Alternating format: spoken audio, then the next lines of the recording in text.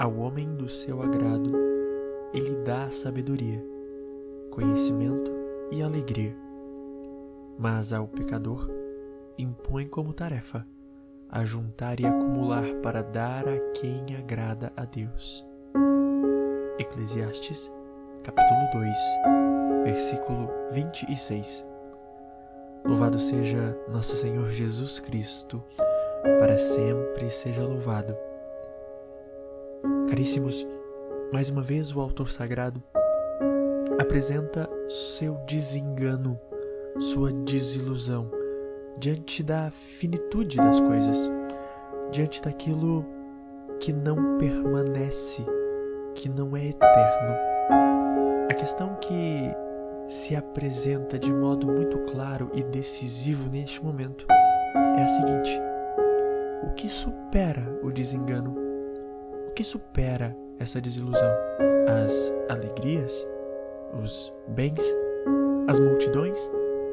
Bom, isso superaria desilusões cuja origem viesse desses mesmos elementos. Acontece que a desilusão humana, este grande desejo que não cessa, tem origem no próprio Deus. Então, este grande desejo somente encontra resposta no próprio Deus.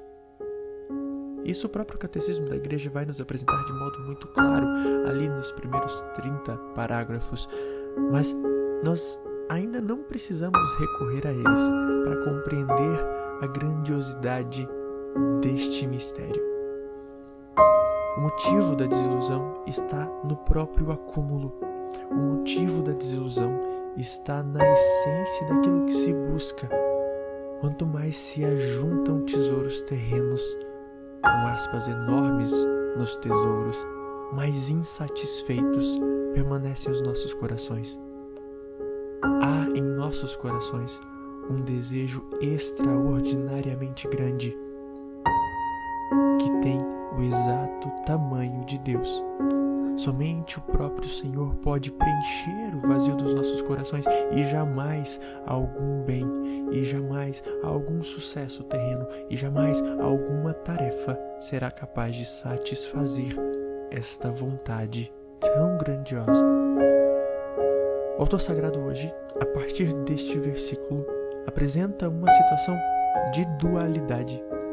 Diz que ao homem do agrado do Senhor se concede a sabedoria, o conhecimento e a alegria, mas àquele que ataca a vontade do Senhor se impõe a tarefa de ajuntar e acumular para dar a quem agrada a Deus.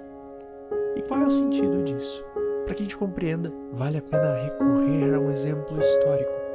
O Império Romano foi um dos maiores em extensão e domínio cultural. Tanto que ainda hoje, muitos anos após a sua extinção, nós nos utilizamos de elementos que fundaram as bases daquela civilização. O nosso direito, por exemplo, tem grande parte de suas fontes naquilo que era praticado no Império Romano. E uma das formas que o Império Romano utilizava para estender o seu domínio e fazê-lo mais sólido era se aproveitar ao máximo da cultura daqueles que eram subjugados. É por isso que quando nós acompanhamos a história dos tempos de Jesus, nós percebemos que, embora aquela região fosse dominada pelo Império Romano, as culturas daqueles povos eram mantidas e apenas a organização do Estado se submetia ao Império Romano. Isso se fazia para que as comunidades que fossem dominadas não se sentissem invadidas e não se rebelassem.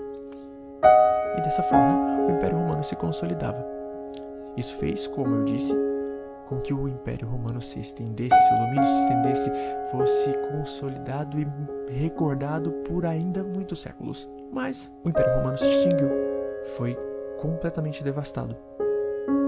No entanto, uma outra instituição, nascida séculos e séculos atrás, permanece firme e sólida, e fundada sobre bases completamente distintas.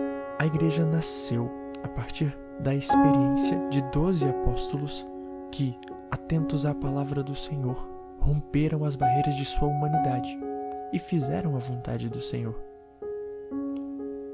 Os apóstolos testemunharam Jesus Cristo vivo.